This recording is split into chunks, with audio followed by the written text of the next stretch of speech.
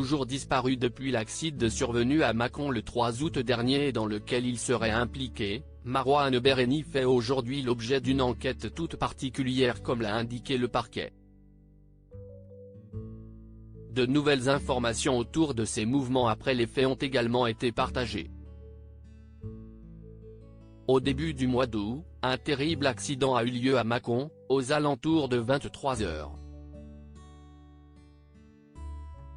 Non loin de la sortie d'une boîte de nuit, un 4x4 a percuté une piétonne et son chien, laquelle s'est retrouvée blessée et hospitalisée pendant plusieurs semaines. Le véhicule a plus tard été retrouvé à quelques kilomètres de là et, très vite, un lien a été fait avec Marouane Berreni, connu pour avoir joué dans Plus belle la vie. Sans être encore inquiété et accusé de quoi que ce soit, le comédien est malgré tout depuis activement recherché par la police pour fournir des explications. Problème, il est totalement introuvable. Même sa famille, et son ex-petite amie, ont assuré ne pas avoir eu de ses nouvelles. Face à autant de mystères et une inquiétude qui commence à peser au sein de l'entourage de Marouane Berreni, une enquête pour disparition inquiétante a été ouverte à la fin du mois d'août comme l'a confirmé le parquet de Mâcon le 19 septembre à nos confrères de France Info.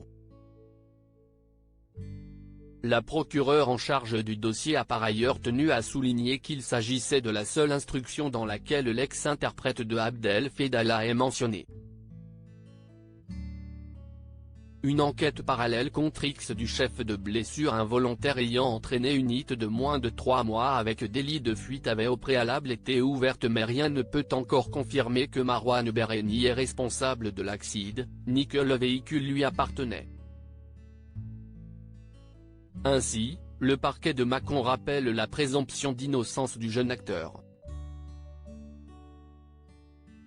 Une ambiance glaciale autour de l'affaire Marouane Berreni aurait en tout cas bel et bien été localisée au 400, la boîte de nuit de Mâcon devant laquelle ont eu lieu les faits, le soir de l'accident.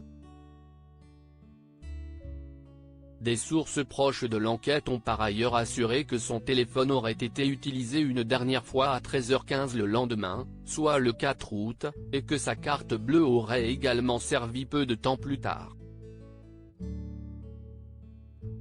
De maigres informations qui ne sont pas pour rassurer son entourage. Bien au contraire, lors de son passage dans l'émission chez Jordan, son ex-partenaire de jeu Fabienne Cara, a même confié qu'il régnait une ambiance glaciale autour de l'affaire.